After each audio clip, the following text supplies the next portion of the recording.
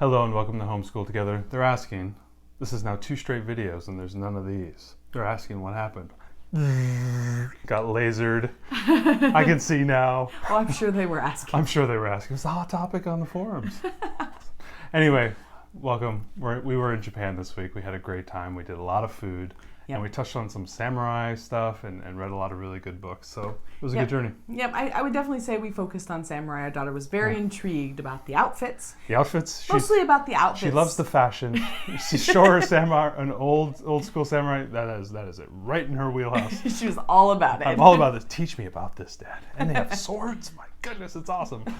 So anyway, so let's get into it. So Sumo Kitty. So we read a few different books about sumo, and this was our favorite. This is about a stray cat who ends up living in, I'm going to get the word wrong, but the home of the sumo wrestlers, and ends up learning the art of sumo to battle the mice. This has got a bunch of Japanese words in it that just throughout the story that are used, and then you can know what the context of them is. And then there's a big sumo tournament at the end. Our daughter really loved it. It was a great book. So if you want a book about sumo, of all the ones that we read, I would recommend this one the most. And a great touchstone to actually watching some sumo videos. Exactly, Absolutely. Which we did. Absolutely.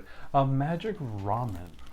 So our daughter loves top ramen. So do all college students, including us when we were in college. She had it for dinner tonight. She did have ramen for dinner. So this is actually the story of how top ramen or instant noodles were made originally. So the creator ended up watching people be hungry, waiting in line after World War II, and he wanted to make a soup that would be hot and nutritious and be cheap and easy to make. So this was the story of it, and it was interesting because I didn't realize that they end up spraying them with oil. They end up frying them, and that's why top ramen noodles, even just like raw noodles, that's why they just taste so good. They don't taste like normal noodles, and I had no idea. Anyway, so it was kind of cool. So if you want to eat some ramen as part of your study of Japan, definitely read this Magic Ramen book. 1 ramen's a snack, 2 is a meal, 3 is a feast.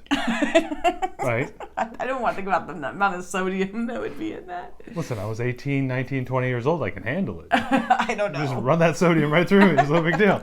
Anyway. So this was a good one, and it also, talks about an inventor and being creative. And there's a ton of failure in this book, and he kept going and going. So I really always love books like that just show, perseverance in the face of, challenge. Absolutely. Ochi-chan's gift. I was trying not to screw it up. This is a really sweet book about a Japanese grandfather who made this special. Is it called a rock garden or a Zen garden type of thing? Yeah. I'm probably not saying this right. Apologies. He makes this beautiful garden with rocks and pea gravel and beautiful plants around for his granddaughter. And every summer they tend it together, and she loves it. And then he gets so old that they need to move him into some sort of like assisted living or something. And she ends up making him a little garden in a box. And then she ends up making one for herself so that they can both still rake and care for this little garden. It was super sweet, especially if you have any kind of a grandparent who needs to be in assisted living, isn't in their own home anymore. This was just a really gentle way. It was a beautiful story and great illustrations. So anyway, loved this one. Absolutely. It was very good. Hana Hashimoto. 6th violin.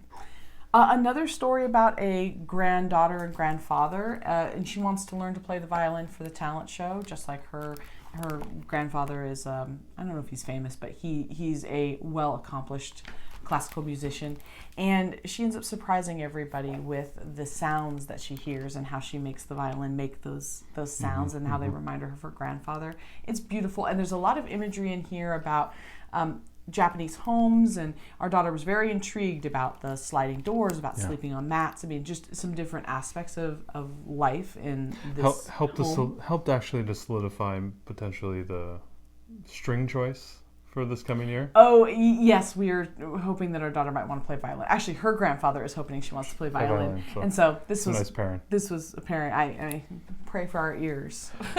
She learned. She's only 6. More to come next year, guys.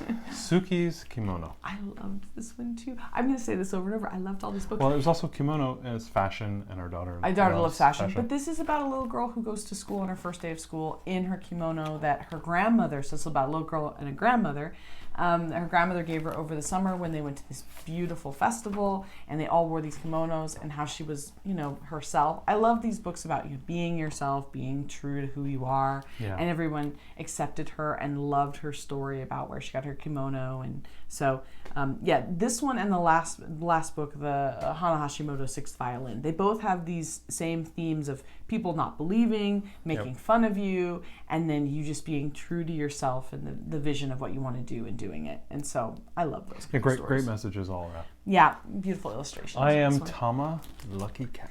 This is kind of going to be, I don't know, kind of the runner-up category. If you need more books, it got some really beautiful illustrations, and it's a legend about this cat that comes to a temple. If you turn to the very last page, the very back of the book, there's these like cats that kind of have this paw up, and it's this lucky cat, and this is a legend that they've got these souvenirs and lucky cats outside of all of the temples and things that kind of hide. I don't know. So it was really interesting, but I would say fill this one in if you are lacking other books on Japan, but this one wasn't our favorite. Yeah, honorable mention. Yes, honorable Absolutely. mention. That's what I was trying to come up with. We went on and watched the movie, Spirited Away. Miyazaki. We looked at all the books. Should we watch Ponyo? Howl's Moving Castle. Finally, we were like, look, Spirited Away won the Academy Award. Best so picture. We thought we watched that one. What I would say about it is, I don't think it's very appropriate for young kids. There's some creatures in it that are very strange. Not kind of scary. It's kind of scary for the age. I think they were cool. Well, there's nothing inappropriate necessarily about it. Not like that. It was just that there was some very creepy imagery that was a little bit upsetting. Our daughter was like, she didn't know if she was supposed to be scared of it or not, and it was a little weird. We watched it on HBO Max. Right, they have all of them. All the Studio Ghibli movies there that partnered with, I think, distribution with Disney. So almost all the movies are there for you to watch. If you have HBO Max, you can dial those up. It was kind of a miss for us. Yeah, I would just say maybe don't watch that one with really young kids. Yeah. I just felt like it was too strange. It was also a little slow, and I don't think for an animated movies, I think.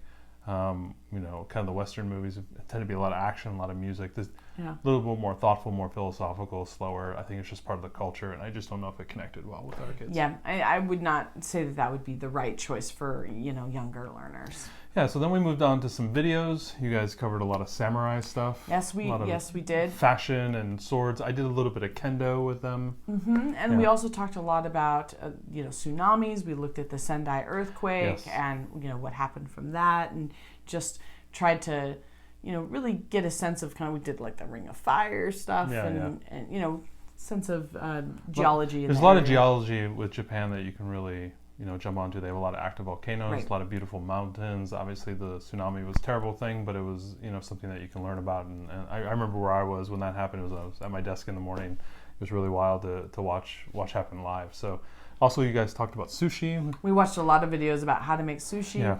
And more food cooking videos. We watched videos about how udon noodles were made, and then a new family favorite, udon noodles. Right. We'll get into that in a few minutes. Yep, that's what we did for our food. I made these garlic prawn udon noodles, which were really good. Fantastic. Oh, so good. It was awesome. And then we did tempura. So lots of tempura. We did tempura shrimp and vegetables and things, and so it was really good. We tried the blistered beans that we enjoy. Yeah, with garlic, which was good. So we tried a few different things, and our daughter really enjoyed helping us mix up the tempura batter. It's a little bit difficult because it's mostly frying and they can't do that part of it. Yeah.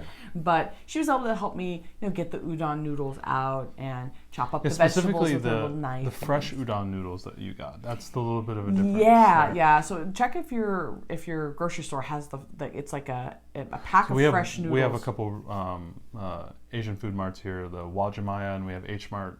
I found them at Walmart the other day. After we had already gone to the specialty Asian food store, I actually found the noodles at Walmart. Although we are in the Seattle area, so maybe we're just more prevalent here. But yeah, the fresh udon noodles made a big difference for us. Really good. They were really tasty. So we had a good time with food this week. And we this weekend we ate a lot. good. And if you make too much tempura, ask me how I know.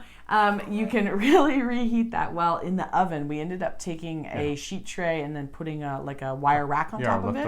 Leftover shrimp, leftover veggies. Yeah, we put all this stuff on there in a 350-degree oven. Just got everything back heated up, and it like kind of re-crisped all our tempura stuff. So you actually were able to eat tempura leftovers today, which was pretty cool. I gotta say. I tell you, the sweet potato ones were awesome. Ooh, the sweet potatoes. Oh, they were really good. So we had a great stop in Japan. Lots of eating, lots of videos, lots of learning, lots of reading. It was a lot of fun. So we're going to continue on our trek around the world as we do our Torchlight and Build Your Library curriculum. Thanks so much for joining us. We look forward to seeing you guys next week. See ya. Adios.